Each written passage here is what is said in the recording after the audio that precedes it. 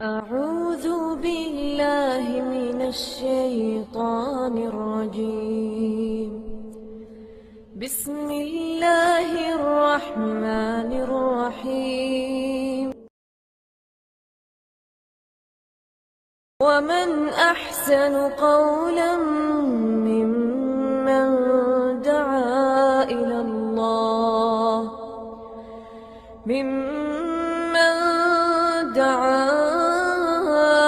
الله وعمل صالحا وقال إنني من المسلمين.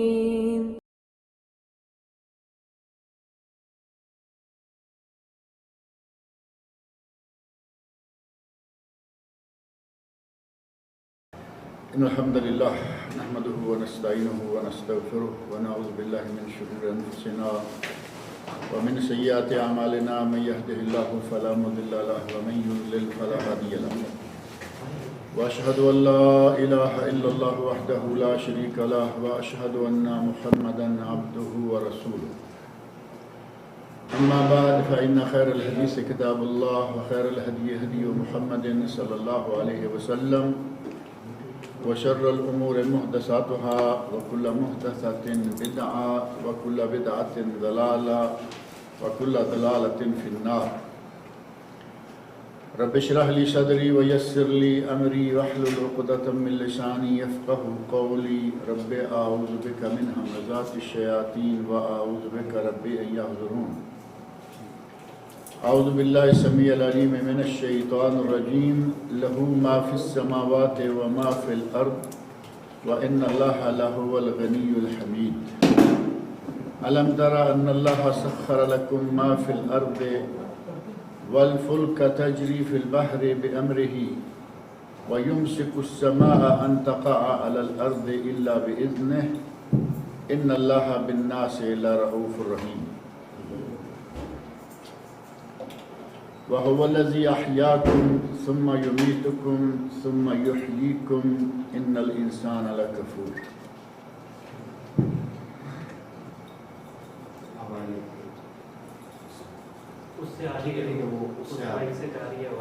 سورۃ الحج کی یہ آیات جن کا ترجمہ اور تفسیر چل رہا ہے، ابھی میں نے اس کی آیت نمبر 64، 65 اور 66 یہ 3 آیات پڑھی ہیں. ان آیات میں اللہ رب العزت نے ارشاد فرمایا ہے لہو ما فی السماوات و ما فی الارض. آسمانوں اور زمینوں میں جو کچھ ہے اس کا ہے. اس زمین پر آسمانوں میں اور زمین و آسمان کے درمیان فضاؤں میں، خلاؤں میں اور سمندر کی تہوں میں جو کچھ بھی ہے وہ اللہ کا ہے. اللہ ہی ان سب چیزوں کا مالک ہے. اور تخلیق کے اعتبار سے، بنانے کے اعتبار سے بھی اکیلا اللہ ہی مالک ہے، اور چلانے کے اعتبار سے بھی وہ اکیلا ہی ہے. اس پوری کائنات کی تدبیر کرنے والا اور اس کو چلانے والا، اس کا انتظام کرنے والا بھی اکیلا اللہ تعالیٰ ہی ہے. اسے کسی معاون کی، کسی ہیلپر کی، کسی مددگار کی کوئی ضرورت نہیں ہے، کیونکہ وہ اکیلا تمام قدرتوں کا مالک ہے. اس دنیا کی کسی بھی چیز کو وہ ایک کلمہ صرف کن کہنے سے دنیا کا کوئی بھی کام وہ کر لیتا ہے. اس کے لیے کسی ہیلپر کی اور کسی مددگار کی کیوں ضرورت ہوگی؟ ہمارے یہاں جو لوگوں نے یہ سلسلہ بنایا ہوا ہے کہ اتنے افضال ہیں، اتنے کتب ہیں، اتنے فلاں ہیں، اتنے کلندر ہیں جو مل کے دنیا کو چلا رہے ہیں، اللہ رب العزت نے لوگوں کو ہدایت عطا فرمائے. رب کائنات جو تمام قدرتوں کا مالک ہے اسے کس کی ضرورت ہے کہ کوئی چلائے؟ اور پھر انہیں کلندر بھی پورے 3 نہیں ملے. کہتے ہیں کہ کلندر دنیا میں 2.5 ہیں، 2.5 کلندر، یعنی 2 مرد اور 1 عورت ہے. اللہ رب العزت کو 2، 2.5، 10، 20، 100، 50، 1 کسی کی بھی کوئی ضرورت نہیں ہے. یہ پوری کائنات اس کے قبضہ قدرت میں اور اس کے اختیار میں، اس کے زیر تدبیر، یعنی اس پوری کائنات کو وہی چلا رہا ہے. اسی نے بنایا، وہی چلا رہا ہے. کسی بھی دوسرے ہیلپر کی، کسی دوسرے معاون کی کوئی ضرورت نہیں ہے۔ ہم سورۃ الاخلاص پڑھتے ہیں جس میں ہے قل هو اللہ احد اللہ الصمد، کہہ دیجئے کہ اللہ ایک ہے، مان لیا کہ عبادت کے لیے ایک ہے۔ پہلے یہ کہ وہ خالق ایک ہے، اس پوری کائنات کو بنانے والا وہ اکیلا ہے، اور دوسری بات یہ کہ تمام تر عبادتوں کے لائق بھی وہ اکیلا ہی ہے، دوسرا کوئی نہیں۔ اگلی آیت جو ہے اللہ الصمد، اس کا معنی یہ ہے کہ وہ بے نیاز ہے، اسے کسی کی مدد کی، کسی کے تعاون کی، کسی کی شراکت کی کوئی ضرورت نہیں ہے۔ بے نیاز کا معنی اسے کسی کی کوئی حاجت نہیں ہے۔ لہذا اللہ رب العزت فرما رہے ہیں لہو ما فی السماوات و ما فی الارض، جو کچھ آسمانوں میں اور جو کچھ زمین میں ہے وہ اللہ تعالیٰ کا ہے۔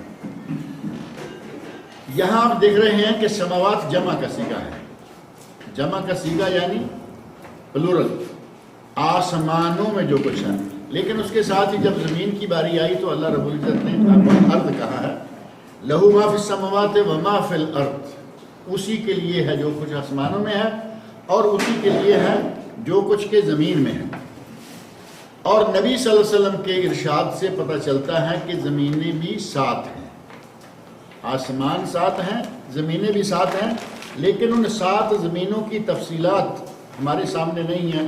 سات آسمانوں کی تفصیلات بہت ساری کتب حدیث میں ملتی ہیں، جیسے کہ معراج کی حدیث میں یہ بات موجود ہے، پہلے آسمان پہ گئے، فلاں پیغمبر سے ملاقات ہوئی، دوسرے پہ، تیسرے پہ، ساتویں پہ، یعنی باقاعدہ ساتوں آسمان آباد ہیں۔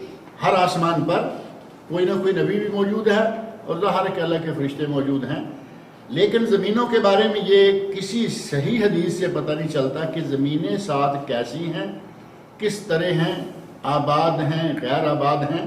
اگرچہ بعض لوگوں نے کہا کہ سات ہی زمینیں آباد ہیں، یعنی پہلے یہ بات ذہن میں رکھیں کہ کسی صحیح حدیث سے یہ بات نہیں ملتی، لیکن بعض لوگوں نے کہا بعض روایات کے حوالے سے کہ ساتوں زمینیں آباد ہیں، ساتوں زمینوں پر آدم، ساتوں زمینوں پر محمد صلی اللہ علیہ وسلم، یعنی جیسے اس زمین پر نبی ہیں ویسے ہی ہر زمین پر ایک سلسلہ جو ہے قائم ہے۔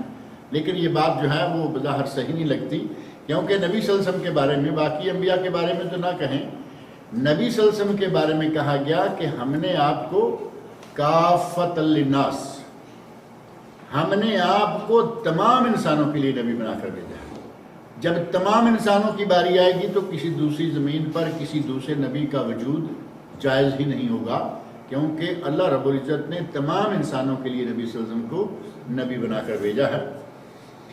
فرمایا آسمانوں میں اور زمین میں جو کچھ بھی ہے وہ اللہ کا ہے، وَإِنَّ اللَّهَ لَهُوَ الْغَنِيُّ الْحَمِيدُ، اور اللہ غنی ہے، اللہ غنی ہے اور حمید، وہ تمام تعریفوں کے مالک ہے، تمام تعریفوں کے سزاوار، تمام تعریفوں کے لائق صرف اسی کی ذات ہے۔ الم تری ان اللہ سخر لکم ما فی الارض، اب اللہ رب العزت اپنی ایک نعمت کا ذکر کرتے ہوئے ہم سے مخاطب ہو کر کہتے ہیں الم تری، کیا تم نے یہ نہیں دیکھا کہ اللہ رب العزت نے، تمہارے رب نے اس زمین پر جو کچھ ہے وہ تمہارے تابع کر دیا ہے۔ الم تری بظاہر یہ واحد کا صیغہ ہے کہ اے میرے نبی آپ نہیں دیکھتے، لیکن اس کلمہ کے مخاطب ہم سب ہیں، جمیع بنی نوع انسان ہیں۔ کیا آپ نہیں دیکھتے کہ اللہ رب العزت نے زمین میں جو کچھ ہے، الم تری ان اللہ سخر لکم ما فی الارض، جو کچھ زمین میں ہے اللہ نے تمہارے مسخر کر رکھا ہے۔ ہمارے مسخر، اب دیکھیں زمین میں سمندر ہیں، دریا ہیں، نہریں ہیں، جھیلیں ہیں، ساری ہماری تابع ہیں نہیں، پانی جدھر چاہیں رخ موڑ کر لے جائیں، سارے ہمارے تابع۔ پہاڑ ہیں، اللہ رب العزت نے ہمارے تابع، لوگ پہاڑوں پہ کیا کیا کام لے رہے ہیں، ہمارے لوگ کام رہے ہیں، ان میں سے کیا کیا نعمتیں نکال رہے ہیں۔ نمک پہاڑوں سے نکل رہا ہے، سونا بھی پہاڑوں سے نکل رہا ہے، چاندی نکل رہی ہے، گیسیں یہ وہ، غرض کے جو ہمیں بظاہر ایک بے ڈور سی بیکار سی چیز نظر آتی ہے، اللہ رب العزت نے وہ بھی ہمارے مسخر کرے، وہ بھی ہمارے زیر انتظام، ہمارے زیر دست ہے۔ اسی طرح درخت ہیں، چھوٹا ہے بڑا ہے، وہ بھی اللہ نے ہمارے تابع کیا ہوا ہے۔ ہم اس کی لکڑی جلاتے ہیں، لکڑی سے مکان تیار کرتے ہیں، لکڑی سے دروازے کھڑکیاں تیار کرتے ہیں، پھر لکڑی سے اپنے جہاز، بحری جہاز، یہ کتنی چیزیں ہیں جو ہم لکڑی سے بناتے ہیں۔ اللہ رب العزت نے درخت ہمارے تابع کیے، پانی ہمارے تابع کیا، اور زمینوں میں جتنی فصلیں اگتی ہیں وہ بھی ہمارے تابع ہیں، ہم اگاتے ہیں، کھاتے ہیں، دنیا میں مزے کر رہے ہیں۔ زمین بھی ہمارے تابع، زمین میں جو کچھ ہے وہ بھی ہمارے تابع، حتیٰ کہ ہم اگر زمین پر بسنے والی مخلوقات کے بارے میں تھوڑا سا بھی غور کریں تو پتہ چلتا ہے کہ ہم تو چھوٹے چھوٹے لوگ ہیں۔ انسان کتنا بڑا ہے؟ آج کل تو 5-6 فٹ ہی ہے نا صرف۔ آدم علیہ السلام کو آپ چھوڑ دیجئے، وہ پرانی بات ہو گئی۔ آج جب سے قرآن نازل ہوا 1450-1500 سال سے انسان کا قد بھی تقریباً یہی آ رہا ہے، تقریباً یہی قد آ رہا ہے کہ 5 اور 6 کے درمیان ہمارا معاملہ ختم ہو جاتا ہے۔ لمبا آدمی ہے تو 6 فٹ، اور کہیں کہیں کوئی آدمی نکلتا ہے جو 6 سے آگے نکل جائے۔ اب 6 سے آگے جو نکلنے والے ہیں وہ انگلیوں پہ گنے جا سکتے ہیں۔ سندھ میں ایک نواز تھا، پہلے ایک عالم چنا تھا، اب پچھلے دنوں ایک نواز دیکھنے میں آیا، اس کے بعد کچھ عرصہ پہلے کوئی فوٹو دیکھنے میں آیا، جن کے پاس ہم جیسا آدمی کھڑا بھی چھوٹا سا لگتا ہے، یعنی ہم سے 2 گنا ہوگا یا 1.5 گنا ہوگا تو ہم چھوٹے سے لگیں گے۔ مجموعی طور پر انسان 5 سے 6 فٹ کا ہے، اور گوشت پوست تھوڑا سا ہے۔ اللہ رب العزت نے بڑے بڑے جانور اس کے تابع کیے ہوئے ہیں۔ اب ہاتھی کتنا بڑا ہے، لیکن انسان اس کو لیے پھر رہا ہے، جدھر چاہتا ہے گھماتا پھرتا ہے۔ ہاتھی ہے، دیگر جانور ہیں، بڑے بڑے خوفناک قسم کے شیر ہے تو وہ بھی انسان کے پنجرے میں بند ہے، اور ہاتھی کو، شیر کو، بندر کو، جو بڑے عجیب و غریب کرتوت کرنے والے جانور ہیں، انسان نے اس انداز سے اپنے پیچھے لگایا ہوا ہے یا نیچے لگایا ہوا ہے کہ جو کچھ انسان کہہ رہا ہے وہ جانور اس کی مرضی کے مطابق کر رہا ہے۔ اس سے بڑی تذکیر اور کیا ہوگی؟ اللہ رب العزت نے زمین کی ہر چیز کو فرمایا ہم نے تمہارے تابع کر دیا ہے۔ الم تری ان اللہ سخر لکم ما فی الارض، کیا تم دیکھتے نہیں ہو کہ اللہ نے جو کچھ زمینوں میں ہے اسے تمہارا تابع کر دیا ہے۔ والفلک تجری فی البحر بامرہ، اور اللہ کے حکم سے تمہاری کشتیاں سمندر میں تیرتی پھرتی ہیں۔ اللہ نے کشتیاں اور سمندر بھی ہمارے تابع کر رکھا ہے۔ اگر اللہ نہ چاہے، اگر اللہ کی طرف سے یہ حکم نہ ہوتا،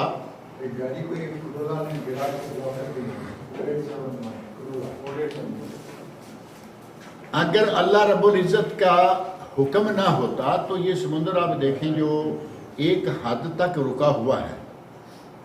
اب حد آپ نے دیکھا کبھی کہ سمندر کے سامنے دیواریں کھڑی ہیں جن کو پانی کو روک کے کھڑی ہوئی؟ ہم تو سمندر کے کنارے پر رہتے ہیں، خیبر، دمام، حفوف، جہاں تک آپ جائیے آپ کو دیوار نظر نہیں آئے گی، لیکن سمندر کا پانی وہاں تک رکا ہوا ہے۔ یہ اللہ رب العزت نے ہمارے لیے مسخر کر رکھا ہے۔ اور پھر سمندر کے کنارے کھڑے ہو کر آپ کبھی اندازہ کر کے دیکھیں کہ ہمیں پانی اوپر نظر آتا ہے، جتنی دور نظر جائے گی ایسے لگے گا کہ پانی اس طرح اونچائی کو جا رہا ہے۔ پانی اونچا ہو، کنارہ نیچے ہو تو پانی زمین پہ آ جانا چاہیے، لیکن پانی زمین پر نہیں آ رہا، اسے اللہ رب العزت نے روک رکھا ہے، وہ زمین پہ آ نہیں سکتا۔ لیکن جب اللہ چاہتا ہے وہ زمین پہ بھی آ جایا کرتا ہے۔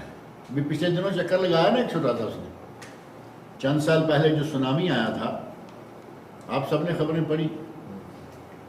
تھوڑے سے علاقے پر اللہ رب العزت کے حکم سے وہ کنارہ کسی طرح کی رکاوٹ نہیں بن سکا، پانی باہر نکلا اور کتنی تباہی ہوئی، شہروں کے شہر، علاقوں کے علاقے، دنیا، انسان، حیوان۔ اللہ رب العزت نے جس چیز کو چاہا اس پانی کے ذریعے تباہ و برباد کر دیا. اور عام جگہ پر یہ نہیں ہو رہا.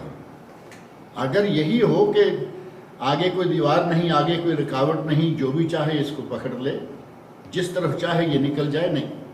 اللہ رب العزت نے حکم دے رکھا ہے آپ کا جہاز اس میں چلتا ہے، آپ کی کشتیاں اس میں چلتی ہیں، آپ لوگ اس میں جاتے ہیں، سیر بھی کرتے ہیں اور روزی روٹی بھی کماتے ہیں اور سفر بھی کرتے ہیں. دوسرے ملکوں میں جانے کے لیے سفر، کچھ لوگ سیر سیاحت والے بھی ہیں. یہ اسٹیم بوٹیں جو گھومتی پھرتی ہیں وہ کون سا کاروبار کرتے ہیں؟ سیر کرنے کے لیے. ایک آج کل وہ نکلا ہوا ہے دباب البحر، دباب بحری، سمندری موٹر سائیکل. وہ بھی ظاہر ہے کہ سفر کے لیے نہیں ہے، سیر و سیاحت، پانی میں گئے گھمائے پھر رہے ہیں. اللہ رب العزت نے سمندر کو ہمارے تابع کر رکھا ہے. ہماری موٹر سائیکلیں، ہماری لانچیں، ہماری کشتیاں، ہمارے جہاز باحفاظت سمندر کی تہہ پر گھومتے چلتے پھرتے رہتے ہیں. اللہ نہ چاہے تو یہ پانی ہے، پانی ہے، کبھی بھی اپنے پیٹ میں اس چیزوں کو لے سکتا ہے، لیکن اللہ کے حکم سے وہ ہمارے تابع ہے. فرمایا وَالْفُلْكَ تَجْرِي فِي الْبَحْرِ بِأَمْرِهِ، اللہ کے حکم سے سمندر میں کشتیاں چلتی ہیں، جہاز چلتے ہیں. وَيُمْسِكُ السَّمَاءَ أَن تَقَعَ عَلَى الْأَرْضِ إِلَّا بِإِذْنِهِ، اور اللہ نے آسمان کو تھام رکھا ہے، جب تک اس کا حکم نہیں ہوگا یہ اسی طرح تھاما رہے گا. جب گرے گا، ٹوٹ پھوٹ آئے گی تو اللہ کے حکم سے آئے گی. اب باقی چیزیں تو ہمارے سامنے ہیں اور آسمان کی حقیقت تو بالکل ہی ہمارے سامنے ہے. دنیا ساری گھوم کے دیکھیں، کہیں سے کوئی پلر نظر آ جائے کہ نیچے سے گیا ہوا ہے. کچھ بلڈنگیں ایسی ہیں کافی ان کو شہرت حاصل ہے، کہتے ہیں جی کوئی اس کے نیچے پلر نہیں ہے، وہ بس چاروں طرف سے کچھ ایسا بہترین طریقے سے، ایسا انجینئرنگ کا یا آرکیٹیکچر والوں نے ایسا زبردست کارنامہ دکھایا ہے کہ پلر کوئی نہیں. لیکن پلر نہ ہو کر وہ بلڈنگ کتنی بڑی ہے، کیا وہ سارے شہر کو لیے ہوئے؟ نہیں ہے. کراچی میں ایک مسجد ہے، شاید جونا مارکیٹ میں مسجد کہتے ہیں یا میمن کا علاقہ، وہ پوری کی پوری مسجد بغیر کسی پلر کے اور بغیر کسی دیوار کے، وہ انہوں نے ایسے ہی اٹھائی ہے. میں گیا ہوں ایک مرتبہ دیکھنے کے لیے، یعنی سینٹر سے لے کے ایسی سائڈوں میں وہ اترتی چلی آتی ہے اور واقعی بہت بڑی ہے.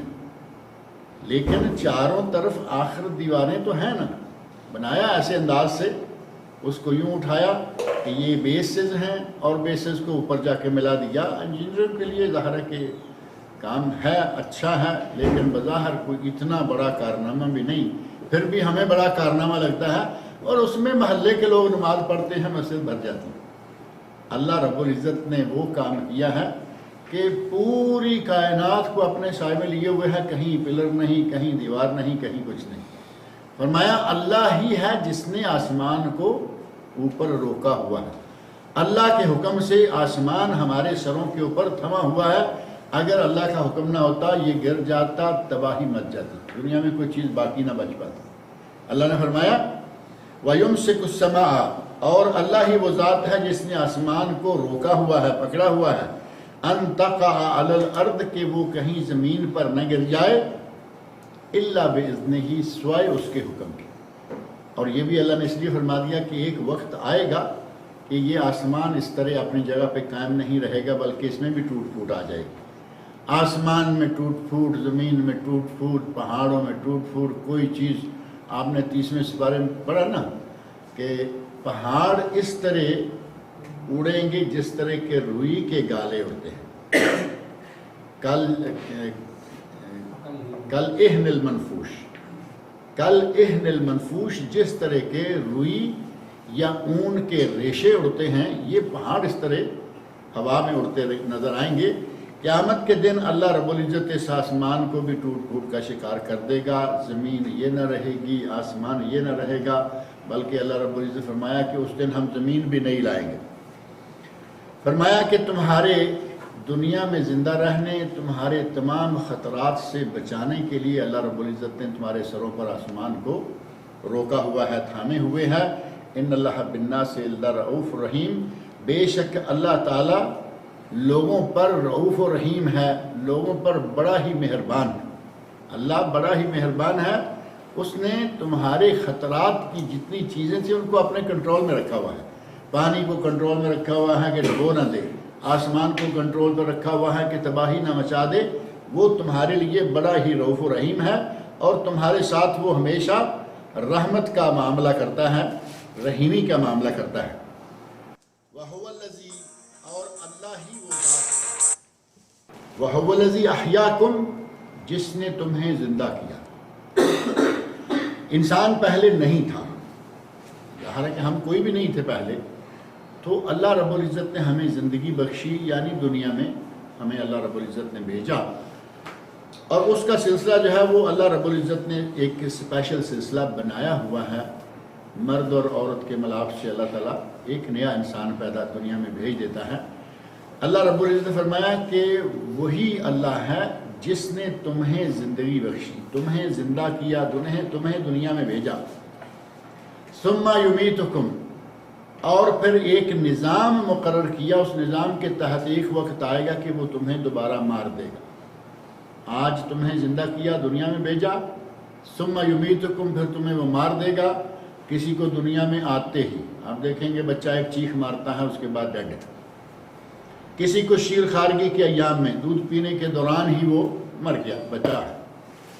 کوئی تھوڑا بڑا چلنے پھرنے گھومنے کے وقت میں آ کے مر گیا، کوئی جوان ہو کے مر گیا، کوئی شادی سے پہلے مر گیا، شادی کے بعد مر گیا، اور کوئی بڑی عمر پا کے مختلف عمروں میں 60 70 80 اور اس سے آگے تو بہت کم لوگ جاتے ہیں۔ 80 سے آگے تو لگتا ہے کہ آج کل رواج ہی نہیں رہا۔ نبی اکرم صلی اللہ علیہ وسلم نے سچ فرمایا ہے، اعمار امتی بین 60 و 70، میری امت کی عمریں 60 اور 70 کے درمیان۔ اب 70 سے آگے 80 90 کی باری آتی ہے تو آپ گن کے دیکھیں اپنے رشتہ داروں میں کہ 80 90 والا کہیں کہیں کوئی نظر آتا ہے، اور کبھی کوئی جا کے پتہ چلتا ہے جی وہ 100 سال سے زیادہ اس کی عمر ہو گئی ہے، وہ اخباروں میں آ جاتا ہے، کیونکہ ایک انوکھی سی بات رہ گئی ہے۔ اللہ رب العزت فرمایا کہ تمہیں زندہ کیا، زندگی میں تمہیں کرنے کا ایک منہج دیا کہ تم نے یہ کرنا ہے، یہ کرو گے جنت ہے، یہ کرو گے جہنم ہے، لیکن اس فرصت، اس مہلت، اس پیریڈ کے بعد تمہیں وہ مار دے گا، یعنی تمہاری موت واقع ہو جائے گی۔ ثم یحییکم، اور پھر تمہیں وہ دوبارہ زندہ کرے گا۔ اگر مر کے مٹ جانا ہوتا تو میرا خیال ہے بڑا آسان مسئلہ تھا۔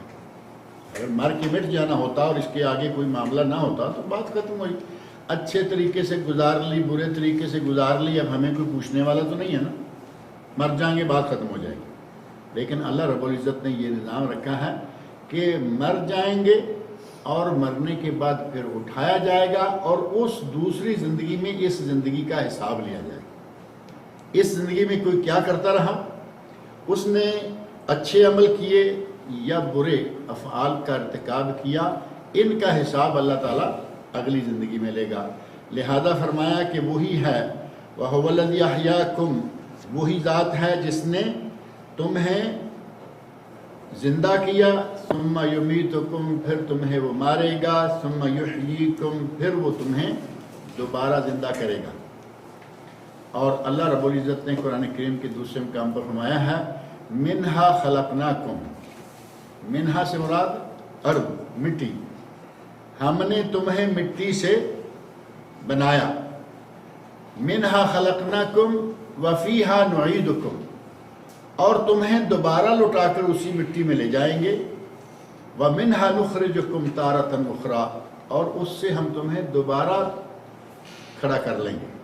منہا نخرجکم، مٹی سے تمہیں دوبارہ کھڑا کریں گے۔ اب وہ ہمارے سامنے زندگی کے دو حصے تو معروف ہیں، پیدا ہونا اور مرنا، یہ تمہاری آنکھوں دیکھی باتیں ہیں۔ اب پیدا ہونے کے بعد، مرنے کے بعد پھر دوبارہ اٹھائے جانے کا جو معاملہ ہے، اس کا تعلق ہے ایمانیات کے ساتھ، کہ ہمیں ہمارے نبی نے کہا اٹھایا جائے گا، اٹھائے جائیں گے، ہمیں قرآن کہہ رہا ہے اٹھائے جائیں گے، اٹھائے جائیں گے۔ اس کا تعلق ایمان سے ہے، لیکن اپنی آنکھوں سے کسی کا آدمی کو اٹھتے ہوئے چلتے ہوئے نہیں دیکھا۔ حضرت ابراہیم علیہ السلام نے کہا تھا نا، رب ارنی کیف تحیی الموتى، اے اللہ مجھے بتا تو صحیح کہ تو مرے ہوئے لوگوں کو کیسے اٹھائے گا۔ اب ظاہر ہے کہ وہ تو پیغمبر تھے، خلیل اللہ تھے۔ اللہ رب العزت نے فرمایا اولم تؤمن، اے ابراہیم کیا تیرا ایمان نہیں ہے کہ میں یہ کام کر سکتا ہوں؟ صاف صاف لفظوں میں آ گیا کہ اس کا تعلق ایمان سے ہے، آنکھوں دیکھا نہیں۔ ابراہیم علیہ السلام نے 1 منٹ نہیں لگایا، فوراً کہا کہ یا اللہ بلا، میرا ایمان ہے کہ تو مردے کو زندہ کر سکتا ہے، جب چاہے تو زندہ کر لے، لیکن لیطمئن قلبی، میرے دل کو اطمینان ہو جائے گا اپنے سامنے کوئی میں مرا ہوا اٹھ کے دیکھ۔ تو اللہ رب العزت نے وہ بتایا، قرآن کریم میں واقعہ پورا موجود ہے، 4 پرندے لو، ان کو پالو، ان کو سدھاؤ، تمہاری آواز پہ وہ آنا شروع کریں تو پھر تم ان کو ذبح کرو، قیمہ بناؤ اور 4 پہاڑوں میں اپنے دائیں بائیں رکھ دو۔ فَسُرْهُنَّ، اب انہیں ایک وہ جو آواز ہے، آواز لگاؤ، یَأْتِینَکَ سَعْیًا، وہ بھاگتے ہوئے تمہارے پاس آ جائیں گے۔ یعنی قیمہ کیا ہوا 4 پہاڑوں پہ تقسیم کیا ہوا گوشت، جب ہم اس کو فوراً تمہارے آواز لگانے پر وہاں اکٹھا کر کے پہنچا دیں گے زندہ، تو سمجھ لے کہ مردے کو اللہ رب العزت نے ابراہیم خلیل کو اس انداز سے دکھا بھی دیا۔ لیکن مجموعی طور پر یہ ہمارا ایمان ہے کہ اللہ مردے کو زندہ کر سکتا ہے، اس کے لیے کوئی مشکل نہیں ہے۔ اور یہ بات کئی مرتبہ یہاں بھی ہوئی، ہر جگہ ہوتی رہتی ہے کہ جس نے انسان کو پہلی مرتبہ بنایا ہے اس کے لیے دوسری مرتبہ بنانا کیا مشکل ہے؟ پہلی مرتبہ پہلے سے کوئی نقشہ نہیں، کوئی کچھ بھی کہیں پہلے کوئی چیز ایسی نہیں ہے، نئے سرے سے اللہ رب العزت نے بنایا۔ اب دوبارہ اس کو اٹھانا یہ تو کوئی مسئلہ ہی نہیں ہے، دوبارہ تو بڑا آسان ہو جاتا ہے۔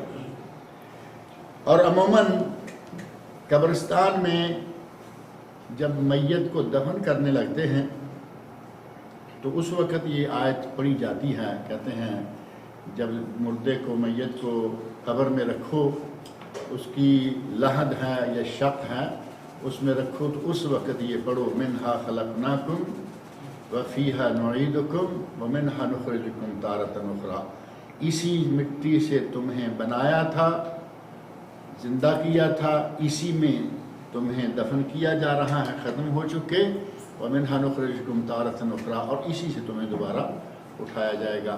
انسان کو اللہ رب العزت نے ایک بہترین موقع دیا ہے اس زندگی میں آنے اور کچھ کر کے دکھانے کا۔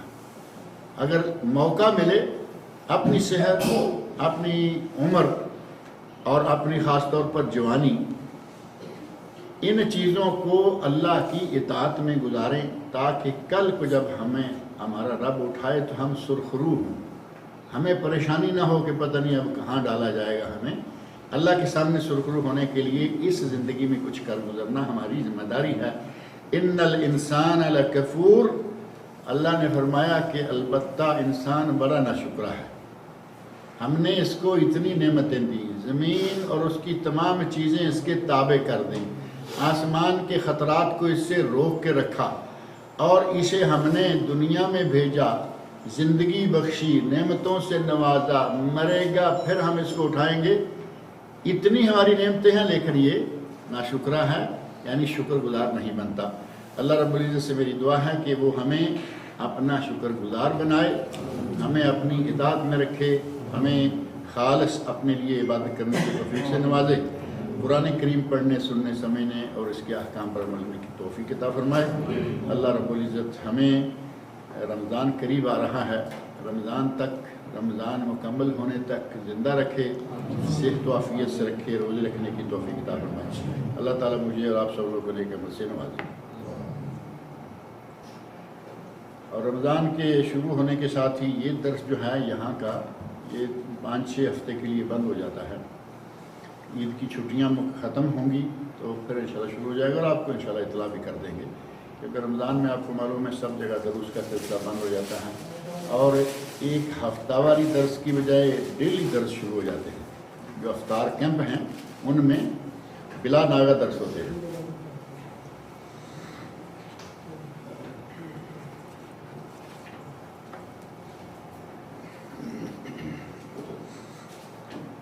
ان الحمد للہ والصلاة والسلام علی رسول اللہ وعلی آلہ وصحبہ اجمعین ومن تبعہم بإحسان الی یوم الدین، اما بعد۔ بسم اللہ الرحمن الرحیم عن ابی ہریرہ رضی اللہ تعالی عنہ قال قال رسول اللہ صلی اللہ علیہ وسلم طہور اناء احدکم اذا ولغ فیہ الکلب ان یغسلہ 7 مرات اولاہن بالتراب اخرجہ مسلم وفی لفظ لہ فلیرقہ وللترمذی اخراہن او اولاہن بالتراب۔ یہ حضرت ابو ہریرہ رضی اللہ عنہ سے مروی حدیث ہے۔ راوی ابو ہریرہ رضی اللہ عنہ بڑے مشہور و معروف صحابی ہیں اور ہرہ بلی کو کہتے ہیں، ہرہ بلی، اور ہریرہ کا معنی ہے بلی کا بچہ، چھوٹی سی بلی۔ ان کا نام عبد الرحمن بن صخر ہے، ان کا اصل نام جو ہے وہ ہے عبد الرحمن بن صخر، لیکن بلی کو پالنے، بلی کے ساتھ کھیلنے، بلی سے پیار کرنے کے نتیجہ میں وہ ایسا نام پڑا بلی والا کر کے ابو ہریرہ کہ اکثر لوگوں کو ان کا اصل نام یاد نہیں۔ ابو ہریرہ ابو ہریرہ ابو ہریرہ ابو ہریرہ رضی اللہ تعالیٰ عنہ، ان کا یہ لقب مشہور ہو گیا لیکن نام جو ہے وہ پیچھے چلا گیا، اور اس کا تعلق وہ بلی کے پالنے سے ہی ہے۔ حضرت ابو ہریرہ رضی اللہ عنہ نبی صلی اللہ علیہ وسلم کی بے شمار حدیثوں کے راوی ہیں، 5,500 کے قریب 5,500 کے قریب حدیثوں کے راوی، اور تمام صحابہ کرام نبی صلی اللہ علیہ وسلم کے اہل بیت سمیت گھر والے، بیویاں اور جتنے بھی رشتہ دار ہیں، ان رشتہ داروں سمیت سب سے زیادہ حدیثیں روایت کرنے والے حضرت ابو ہریرہ رضی اللہ عنہ۔ انہی سے مروی یہ حدیث ہے جس میں وہ کہتے ہیں طہور اناء احدکم اذا ولغ فیہ الکلب ان یغسلہ 7 مرات اولاہن بالتراب۔ اگر کسی کے برتن میں کتا منہ ڈال دے، کسی کے برتن میں کتا منہ ڈال دے، یعنی برتن کو یا برتن میں پڑی چیز کو جھوٹا کر دے، تو اسے 7 مرتبہ دھوو، پہلی مرتبہ مٹی کے ساتھ مانج کے رگڑ کے صاف کرو۔ یہ صحیح مسلم کے الفاظ ہیں، جبکہ صحیح مسلم میں بھی یہ الفاظ بھی ہیں فلیرقہ، اور برتن میں جو پڑی چیز ہے، دودھ ہے، پانی ہے، شربت ہے، جوس ہے، جو کچھ بھی ہے، اس کو پھینک دو، انڈیل دو، ضائع کر دو۔ اور ترمذی میں ہے اخراہن او اولاہن بالتراب، یہ 7 مرتبہ دھونے کا کہا، شروع میں یا آخر میں 1 مرتبہ مٹی کے ساتھ مانج کر صاف کرو۔ یہ 3 طرح کی روایت ہیں، تینوں میں کوئی اختلاف نہیں ہے، یعنی 7 مرتبہ دھونا ہے، پہلے یا آخر میں 1 مرتبہ مٹی کے ساتھ رگڑ کر مانجنا ہے۔ اور صحیح مسلم میں، بلکہ بخاری اور مسلم میں جو الفاظ ہیں وہ ہیں اولاہن، پہلی مرتبہ مٹی کے ساتھ رگڑ کے مانج کر برتن کو صاف کر لو، پھر 7 مرتبہ پانی سے دھو لو۔ تو اس لیے کہا گیا کہ یا تو ٹوٹل 7 مرتبہ ہے، ان میں سے 1 مرتبہ شروع میں مٹی، اور بعض نے کہا کہ 7 مرتبہ مطلقاً دھونے کا حکم ہے، شروع میں 1 مرتبہ مٹی، تو 8 ہو گیا۔ اگر 8 مرتبہ کریں اس انداز سے کہ 7 مرتبہ پانی سے دھونا اور پہلے 1 مرتبہ الگ سے مٹی سے دھونا، تو یہ افضل ترین شکل ہے۔ لیکن اگر کوئی مٹی سے دھونے کے بعد 6 مرتبہ دھو کر ٹوٹل 7 مرتبہ کر لے گا تو یہ کافی ہے۔ اور کتے کے جوٹے کو 7 مرتبہ دھونا واجب ہے، یعنی وہ برتن پاک نہیں ہوگا جب تک نبی صلی اللہ علیہ وسلم کی تعلیمات کے مطابق اس کو 7 مرتبہ نہیں دھوئیں گے۔ بعض علماء نے کہا کہ 3 مرتبہ دھونا کافی ہے، اور انہوں نے سنن دارقطنی اور بعض دیگر کتب حدیث میں حضرت ابو ہریرہ رضی اللہ عنہ کی زبان سے منقول ایک فتویٰ ہے اس کو نقل کیا، اور کہا کہ وہ چونکہ ایک فتویٰ دیتے ہیں جس میں ہے کہ 3 مرتبہ دھو لو کافی ہے۔ اب ایک فتوے کو لے لیا، صحابی کے فتوے کو لے لیا، اور نبی صلی اللہ علیہ وسلم کی حدیث کو چھوڑ دیا، عقل مندی ہے؟ نبی کی حدیث کو چھوڑ دیں اور صحابی کی بات کو لے لیں، بڑی عجیب بات ہے۔ اور پھر اس سے بڑی عجیب بات یہ ہے کہ یہ جو علماء کرام کہتے ہیں 3 مرتبہ دھونا کافی ہے، کیونکہ ابو ہریرہ رضی اللہ عنہ کا فتویٰ ہے، وہی لوگ کہہ رہے ہیں کہ ابو ہریرہ نعوذ باللہ فقیہ نہیں تھے، ان پہ یہ بھی زبان درازی کرتے ہیں کہ ابو ہریرہ رضی اللہ عنہ فقیہ نہیں تھے، جبکہ صحابہ کے بارے میں اس طرح کی بات کہنا جائز نہیں۔ تمام محدثین کہتے ہیں الصحابہ کلہم عدول، صحابہ سارے عدول ہیں، کوئی بچہ ہے کوئی بڑا ہے، کوئی بوڑھا ہے کوئی جوان ہے، کوئی مرد ہے کوئی عورت ہے، اس کا صحابی ہونا کافی ہے، اس پہ کوئی زبان درازی نہیں کی جائے گی کہ یہ فقیہ تھا نہیں تھا، یہ عالم تھا نہیں تھا۔ فضائل بیان کرو جتنے کرتے ہو، لیکن نقائص بیان کرنے کا کسی کو حق نہیں۔ ایک طرف کہیں کہ یہ فقیہ نہیں تھے اور دوسری طرف یہ کہیں کہ ان کا فتویٰ ہے 3 مرتبہ دھونے کا، لہذا 3 مرتبہ کافی ہے، اور حدیث رسول ہے 7 مرتبہ کی، حدیث چھوڑ دیں گے اور صحابی کا قول لیں گے۔ عجیب قسم کی حرکات ہیں۔ پھر اسی پر بس نہیں، حضرت ابو ہریرہ رضی اللہ عنہ سے 2 فتوے مروی ہیں۔ ایک فتوے میں ہے کہ 3 مرتبہ دھونا ہے اور دوسرے میں ہے کہ 7 مرتبہ دھونا ہے۔ اب ان کا فتویٰ حدیث کے مطابق کون سا ہوا؟ 7 والا۔ سیدھی بات ہے کہ اگر انہی کے 2 فتوے ہیں تو یہ لے لو، حضرت ابو ہریرہ کا ہی فتویٰ لینا ہے تو جو روایت ہے وہ اور فتویٰ جو ہے وہ 7 والا ہے، وہ لے لو۔ ان کو چھوڑ کر 3 والا لینا عجیب تعصب ہے، عجیب اپنے آپ کو ایک خول میں بند رکھنے والی بات ہے۔ یہ آپ کو حدیث رسول بھی مل رہی ہے، اسی کے موافق ایک فتویٰ بھی ان کا موجود ہے، اس پہ عمل کرو، 3 والے کو سائڈ پہ رکھو۔ لیکن ہمارا چونکہ عادت ہے کہ ہم جو ہماری مرضی کی بات ہے صرف اسی پہ عمل کرنے کے اپنے آپ کو پابند رکھتے ہیں۔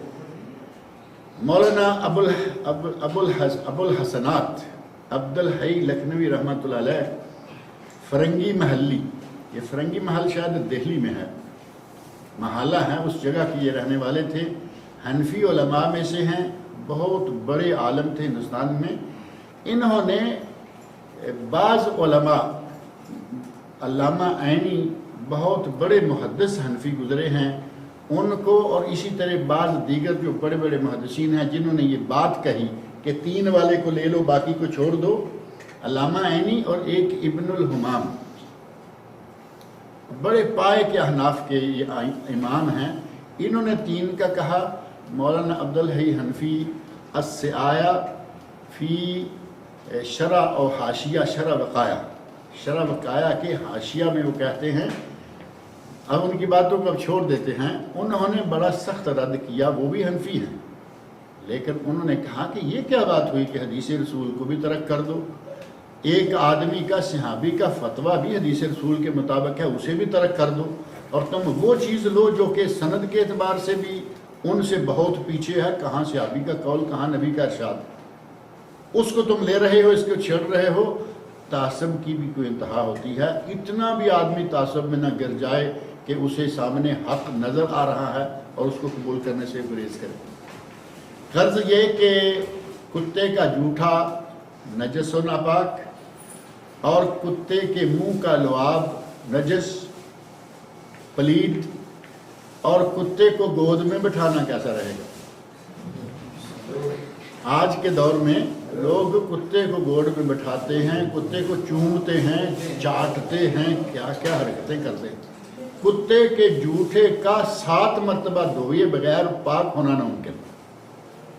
ان کے بستر پاک رہے ہوں گے، ان کے کپڑے پاک رہیں گے، ان کا اپنا منہ پاک ہوگا، ان کے برتن پاک رہیں گے۔ ان کا کتا گھر میں یوں گھومتا پھرتا ہے جیسے کہ کوئی بیبی، ان کا شاید کہیں کہیں بیبی کی بھی اتنی اہمیت نہیں ہوتی جتنی اس کی ہوتی ہے۔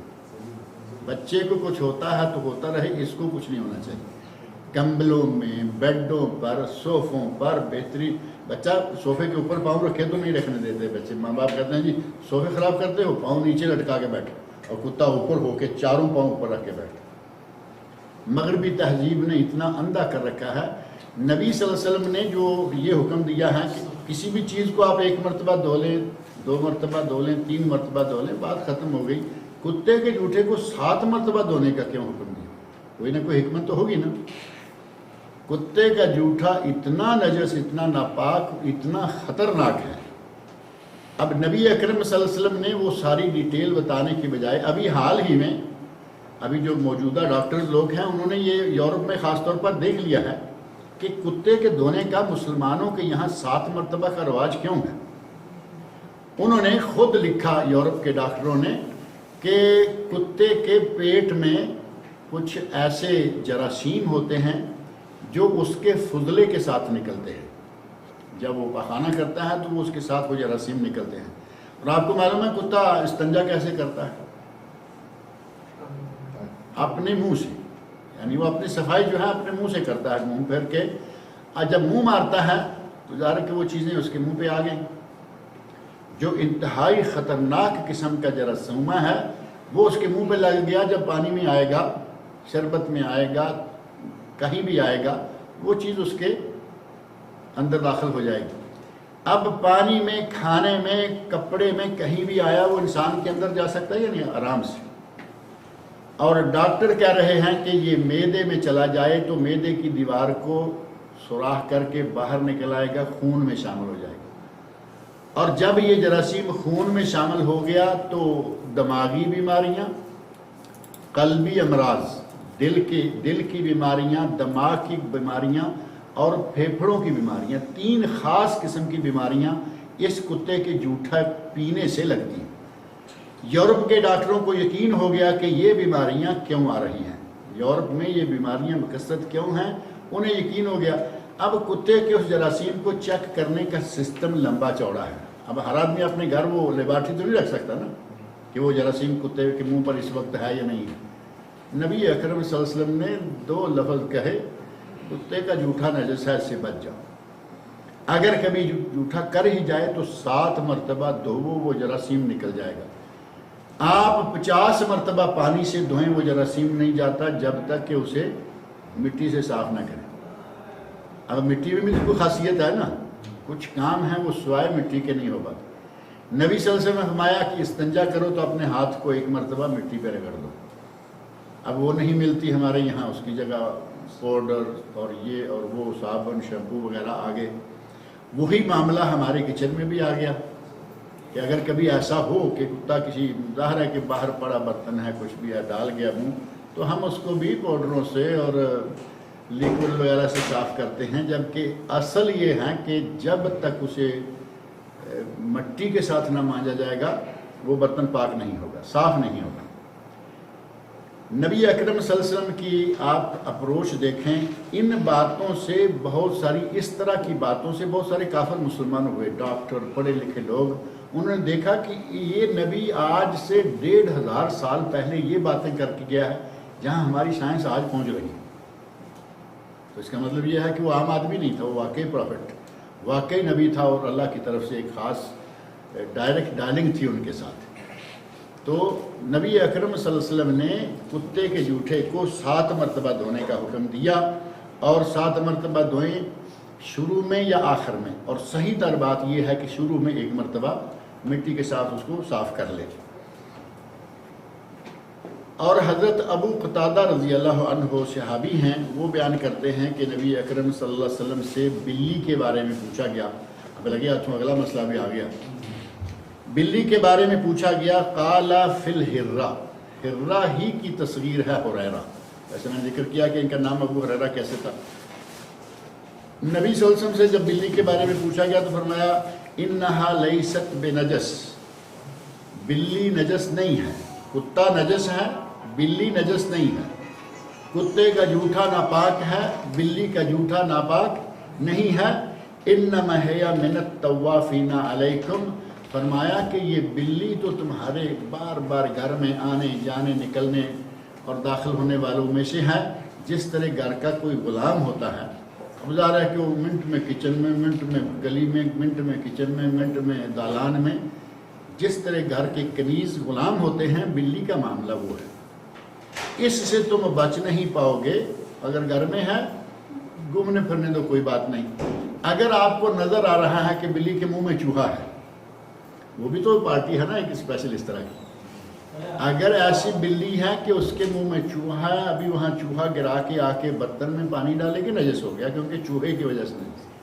اور اگر آپ کو معلوم ہے کہ اس وقت کوئی چیز اس کے منہ پر لگی ہوئی نہیں ہے, وہ پانی کو جھوٹا کر دے گی, پانی پاک ہے, وہ نجس اور ناپاک نہیں. اور اس حدیث کو یہاں مختصر ذکر کیا حافظ ابن حجر اسقلانی رحمۃ اللہ علیہ نے جبکہ میں نے پہلے دن کہا تھا کہ وہ سمندر سے چھوٹے چھوٹے موتی لے کے آتے ہیں، ضرورت کی بات بیان کر دی، پتہ چل گیا کہ بلی کا جوٹا ناپاک نہیں اور بلی خود بھی ناپاک نہیں، لیکن کیا بلی حلال ہے؟ یہ واقعہ بھی میں نے بیان کیا تھا نا، یا نہیں یاد رہا؟ میں نے بتایا تھا کہ ریڈیو سے میں نے مسئلہ یہ کر دیا، شاید کسی کو یاد آ جائے، ریڈیو ام القوین سے طہارت کے موضوع پر بیان شروع کیا میں نے، نماز سے پہلے طہارت اور پھر نماز، اور پھر وہ الحمدللہ آج 3 جلدیں اس کی چھپ گئی ہیں، نماز کے مسائل، اور شروع میں طہارت آنی تھی، میں نے یہ مسئلہ بیان کر دیا کہ بلی کا جوٹا پاک ہے۔ دبئی میں ایک مسجد میں میں خطبہ دینے کے لیے، جمعہ پڑھانے کے لیے 4-6 مہینے میں ایک مرتبہ بطور مہمان منگوایا جایا کرتا تھا، خطبہ دیا، لائبریری میں بیٹھے، کھانے وانے کے دوران ایک صاحب نے کہا جی ہمارے ایک دوست کہتے ہیں کہ آپ نے ریڈیو سے یہ بات نشر کی ہے کہ بلی حلال ہے۔ اب غور کریں ذرا لفظ پر، میں نے کہا ہے ریڈیو سے کہ بلی ناپاک نہیں، بلی کا جوٹا پاک ہے، بلی نجس نہیں اور بلی کا جوٹا پاک ہے۔ اب بلی کا جوٹا پاک ہے، میں نے کہا میں نے ایسا نہیں کہا، میرے پاس وائس کی شکل میں بھی ریکارڈنگ موجود ہے، رائٹنگ میں میرے جتنے وہ پروگرامز ہیں وہ سارے موجود ہیں، اور وہ آج بھی الحمدللہ موجود ہیں۔ اس بات کو عرصہ گزر گیا 30 سال کا 35 کا، لیکن وہ میرے پاس ریکارڈنگ اور یہ دونوں چیزیں موجود ہیں، اسکرپٹس بھی محفوظ ہیں اور ریکارڈنگ بھی موجود۔ میں نے کہا ایسا میں نے کہا نہیں کہ وہ تو آپ کا بڑا فین ہے اور وہ سنتا بھی ہے، اور ساتھ میں اس نے قلم پینسل رکھی ہوتی ہے، وہ نوٹس لکھتا بھی ہے۔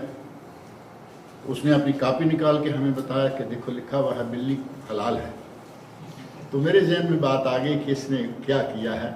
ہوتا یہ ہے کہ کبھی سنتے سنتے آپ نے بات سنی اور بلی کا جوٹا پاک ہے، لکھنے لگے تو اپنے شارٹ ہینڈ کے چکر میں مختصر نوٹ کرنا نا، بلی حلال ہے یہ لکھ دیا، اب ناپاک بلی کا جوٹا پاک ہے اور بلی حلال ہے، قریب قریب تو ہے نا، بہت قریب ہے، بلی حلال ہے، بلی کا جوٹا پاک، وہ جوٹا پاک لکھنے کے بجائے بلی حلال کر۔ میں نے کہا بھی بات اصل میں یہ تھی، وہ نہیں ہے۔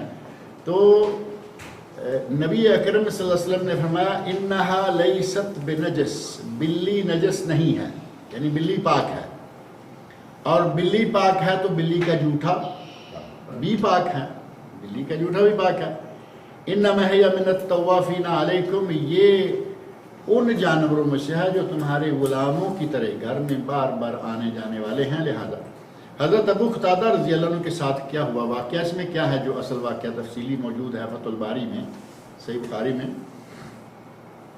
وہاں اور بعض دیگر کتب میں یہ واقعہ مشہور ہے۔ ابو قتادہ رضی اللہ عنہ بلی کو دیکھا کہ پانی پی رہی ہے اور برتن میں پانی بہت تھوڑا ہے، تو انہوں نے برتن کو ایک طرف سے تھوڑا اونچا کر دیا، مثال طور یہ برتن ہے تو ادھر بلی پانی پینے لگی، پانی تھوڑا ہو تو مشقت ہوتی نا پینے کے لیے، انہوں نے تھوڑا یوں ایک طرف سے اٹھا دیا برتن، پانی سارا بلی کے منہ کے پاس جمع ہو گیا، اس نے آرام سے پانی پیا اور انہوں نے رکھ دیا۔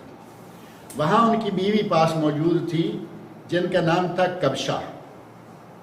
حضرت کبشہ رضی اللہ عنہ پوچھتی ہیں ابو قتادہ یہ کیا ہوا؟ ظاہر ہے کہ وہ ام قتادہ ہیں لیکن کبشہ نام، یہ کیا ہوا تم بلی کو اس طرح پانی؟ تو کہتے ہیں کہ یہ اس لیے کہ میں نے نبی صلی اللہ علیہ وسلم سے یہ سنا ہے کہ آپ نے فرمایا انہا لیست بنجس، یہ بلی نجس نہیں ہے۔ اب وہ پانی پی رہی تھی تو میں نے چاہا کہ یہ آرام سے پانی پی لے، اسے کوئی مشقت نہ ہو، تو اس سے معلوم ہوا کہ بلی کا جوٹا پاک ہے، اور بلی ناپاک نہیں، نجس نہیں ہے، بلکہ بلی بھی پاک ہے۔ اب بلی بستر پر آئے تو ہمیں گوارا نہیں، کتا آئے تو گوارا ہے۔ اب ہماری ذہنیت دیکھ لیں کہ کتنی غلامی پائی جاتی ہے ہمارے اندر انگریزوں کی، کہ انگریزوں میں چونکہ کتے پالنے کا رواج تھا، آج کے ذہنی طور پر غلام مسلمان نے وہی عادت اپنا لی اور کتے کو پالنا شروع کر دیا۔ حضرت انس بن مالک رضی اللہ عنہ فرماتے ہیں ایک اعرابی آیا مسجد میں اور اس نے مسجد کے ایک کنارے پر پیشاب کر دیا۔ اعرابی کا معنی دیہاتی، आराब से हैं। आराब का माना जो सहरा में रहने वाले हैं, बादिया नशीन कह लें, बद्दू कह लें। शाबी को बद्दू कहते हुए ज़रा डर आता है क्योंकि बद्दू लफ्ज़ ज़्यादा ही ज़रा ऐसा है, लेकिन मानवी है सही। बद्दू जो सहरा में रहता है, बादिया नशीन, उसे मस्जिद के आदाब ये वो बातें अभी मालूम नहीं। नया नया मुसलमान है, आया मस्जिद में आया, मस्जिद के एक किनारे में बैठ के पेशाब करें। वो आज तरह की मस्जिद होती तो ना करते, क्योंकि मस्जिद सी रेत रमल ही थी। एक किनारे पे बैठ के पेशाब करना शुरू कर दिया। फ़ज़जरहुन्नास, लोगों ने उसे डांटना डपटना शुरू कर दिया। फ़नहाहुम रसूलुल्लाह सल्लल्लाहु अलैहि वसल्लम, नबी सल्लल्लाहु अलैहि वसल्लम ने लोगों को रोका, कहा कि डांटो नहीं, अब जो करने लगा है उसको करने दो। लोगों को मना करने का माना क्या है कि अगर तुम उसे रोकते हो, डांटते हो, पेशाब को आधे करके आधे में रोक लेता है, तो इससे आज की मेडिकल भी साबित कर रही है कि कई बीमारियां लगने का डर होता है। एक ये रहमतुल्लिल आलमीन के ये आदमी बीमार हो जाएगा, अब चूंकि कर दिया थोड़ा बहुत, अब करने। दूसरा ये कि अगर आधा करके आधे में डांट डपट के उठाते हैं तो क्या होगा, उठते हुए कुछ और जगह खराब करेगा, अपना बदन खराब करेगा, कपड़ा भी खराब कर लेगा। और जब वो फारे होकर उठेगा तो सही तरीके से उठेगा। आपने लोगों को मना किया, जब फलम्मा क़ज़ा बौलहू, जब वो अपने पेशाब से फारग हो चुका, अमर नबी सल्लल्लाहु अलैहि वसल्लम बिज़ुनूबिन, नबी सल्लल्लाहु अलैहि वसल्लम ने हुक्म दिया कि पानी का, बेज़ुनूबिन मिन माइन, पानी का एक डोल लाया जाए। फ़उहरिक़ा अलैहि, वो पानी का डोल उसके ऊपर बहाया गया, तो जगह को नबी सल्लल्लाहु अलैहि वसल्लम ने पाक कर दिया। अब वहाँ रेत कंक्रीट टाइप जगह थी, पानी डाला तो पेशाब नीचे से पानी के साथ पाक हो गया। यहाँ कोने में कोई पेशाब कर देता है तो कैसे पाक करेंगे इसको? इसको डोल पानी का बहाइए, सारा कमरा प्लीद हो जाएगा, है या नहीं? अब इस पेशाब को पहले उठाने की कोशिश करें, क्योंकि यहाँ नीचे नहीं जाएगा। यहाँ पहले पेशाब को उठाइए, कोई टॉवल कुछ भी डाल के निचोड़ के ले जाइए, जैसे बच्चे घरों में करते हैं, कोई ऐसी बात भी नहीं है। उसको उठाने का तरीका यही है कि पहले पेशाब को ख़त्म करें और उसके बाद उस जगह को 1-2-3 मरतबा पानी के साथ साफ़ करके टॉवल के साथ निकालते जाएं, जगह पाक हुई। ज़मीन को पाक करने के लिए पानी, और पानी से पाक हो भी जाता है। अब अरबी की फसाहत देखें, अगर ज़ाल पर ज़बर हो ज़नूब तो उसका माना है डोल, और ज़ाल पर पेश हो ज़ुनूब तो उसका माना है गुनाह। ज़ुनूब ज़ंब की जमा है, ज़ुनूब कहते हैं ना, गाफ़िर दम, गाफ़िर ज़ुनूब, ऐ अल्लाह मेरे गुनाहों को माफ़ कर दे। ज़ुनूब ज़ाल की पेश के साथ गुनाह, और ज़ाल की ज़बर के साथ डोल। कितना फ़र्क है? सिर्फ ज़ेर ज़बर की वजह से, पेश की वजह से। नबी अकरम सल्लल्लाहु अलैहि वसल्लम रहमतुल्लिल आलमीन थे, उस आदमी सहाबी को गुर्दे मसाने की बीमारियों से बचा लिया, कपड़े ज़्यादा जगह ख़राब करने और जिस्म को ख़राब करने से भी बचा लिया, और रहमतुल्लिल आलमीन का सबूत दिया, उसे डांटा नहीं, बल्कि दीगर अहादीस में आता है कि उसे बड़े प्यार से कहा, अरे भाई ये मस्जिदें अल्लाह का घर हैं, ये इस काम के लिए नहीं बल्कि अल्लाह का जिक्र करने के लिए बनाई गई। आराम से बात समझाई। सहाबी ने बाद में भी जाके बड़ी तारीफ़ें की कि ऐसा बाअखलाक आदमी मैंने कहीं नहीं देखा। अखलाक आलिया का मुजाहरा ऐसे मौका पे हमारी भी आंखें निकल आती हैं या नहीं? ये क्या हुआ, ये क्या कर दिया? आपने ऐसा नहीं, पूरे अखलाक के साथ प्यार के साथ समझाया। अल्लाह रब्बुल इज़्ज़त से मेरी दुआ है कि मुझे और आप सब लोगों को नबी अकरम सल्लल्लाहु अलैहि वसल्लम के इरशादात पढ़ने, सुनने, समझने और उन पर अमल करने की तौफीक अता फरमाए। ये किताब शुरू हुई थी, 10 अहादीस हो गई हैं। इंशाअल्लाह ये सिलसिला जो है वो इसके बाद फिर से जारी करेंगे। अल्लाह ताला मुझे आप सब लोग लेकर मुझे तौफीक अता फरमाए। आज हमारा काफ़ी सारा वक्त ये भी ले गया, ताहिर ले गया या इसके इंस्ट्रूमेंट ले गए। इंशाअल्लाह कोशिश करेंगे कि ईद के बाद आएँ तो ये सारी चीज़ें जो हैं वो पहले से तैयार हों, लेडीज़ के लिए, जेंट्स के लिए। अल्लाह ताला आप सब के लिए रमज़ान मुबारक को मुबारक करे, सबको रोज़े रखने की तौफीक अता फरमाए। अपनी दुआओं में हमें भी याद रखना मुबारक महीना के दौरान। शेख साहब कुछ कपड़ा वपड़ा को पाक करने के लिए 3 पानी से धोना है, ऐसा कुछ नहीं है, ऐसा कुछ नहीं है, 3 का ज़रूरी 3, नहीं 5, है। 7 ये सिर्फ पेशाब इसका कुत्ते के जूठे के लिए है, कुत्ते के जूठे के लिए। अभी कोई कपड़ा है या कोई चीज़ है, नापाक है आपको जितनी मरतबा धोने से सुकून हो जाए कि पाक हो गया है धो लें, लेकिन उसकी पाबंदी नहीं है कि ये आप ऐसा कुछ नहीं है, ऐसा कुछ नहीं है। शीरखार बच्चों का जब पेशाब वगैरह होता है, शीरखार बच्चों में से अगर लड़की है तो लड़की के पेशाब को बहरहाल धोने का हुक्म है, और अगर लड़का है तो जब तक वो खाना ना खाने लगे, यानी 1.5 साल तक वो शुरू हो जाते हैं। सिरिलक तो खाना ही होता है ना, जब सिरिलक खाना शुरू कर दे तो फिर समझें कि अब इसके पेशाब को धो लिया जाए। और जब तक बच्चा सिर्फ माँ का दूध पीता है उस वक्त तक लड़के के पेशाब को धोने की ज़रूरत नहीं है। लग गया, मतलब बच्चा उठाया हुआ था ऐसे, उसने पेशाब कर दिया, ये जगह लग गया, तो इस जगह पे सिर्फ ऐसे पानी का एक छींटा मार दीजिए, काफ़ी है, धोने की जरूरत नहीं। आजकल तो वैसे वो चीज़ें भी नहीं, बच्चे को पैम्पर बांधते हैं, वो बंदे से भी ज़्यादा महफूज हो जाता है।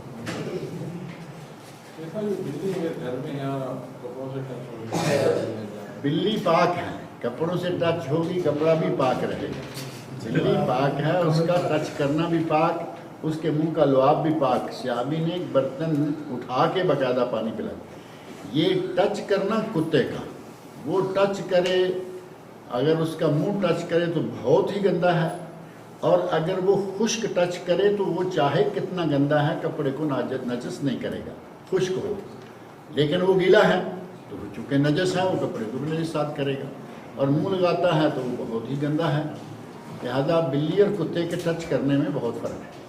जिस तरह आपने बिल्ली के बारे में बताया कि वैसे तो पाक है लेकिन खाना बाकी जानवरों में किस तरीके से, मतलब आजकल पाकिस्तान में बहुत गधे खा रहे हैं। नहीं, गधे खा नहीं रहे, गधे खिलाए जा रहे हैं। तो इस तरह धोखे से अगर किसी को बिल्ली, कुत्ता, गधा कुछ भी खिलाता है, वो खाने वाला बरी ज़िम्मा है, खाने वाला मासूम है, उसे तो मालूम नहीं है कि मुझे क्या खिलाया गया। लेकिन जहाँ तक ताल्लुक है गोश्त का, तो बिल्ली का गोश्त पाक नहीं है। इसमें तरीका क्या है, मालूम करने का है हलाल है खाने के लिए और कौन से नहीं होंगे? अब वो मेरा ख्याल है मौजू आ जाएगा इंशाअल्लाह तफसील के साथ, और एक मरतबा गुजर चुका है कुरान करीम के हवाले से, करा देंगे इंशाअल्लाह, फिर से याद करा देंगे। अल्लाह रब्बुल इज़्ज़त ने हराम जानवरों के लिए कुछ निशानियाँ बताई हैं, और वो अलामतें कुछ नबी सल्लल्लाहु अलैहि वसल्लम ने बताई हैं। एक दर्स, तकरीबन 2 दर्स या एक तरह इस मौजू पर कुरान की तफसीर के ज़िम्मन में आया है, वो या तो ताहिर से ले लें या फिर नेक्स्ट दर्स में इंशाअल्लाह ये तफसील रखेंगे, क्योंकि अभी टाइम ज़्यादा हो गया। मरकज़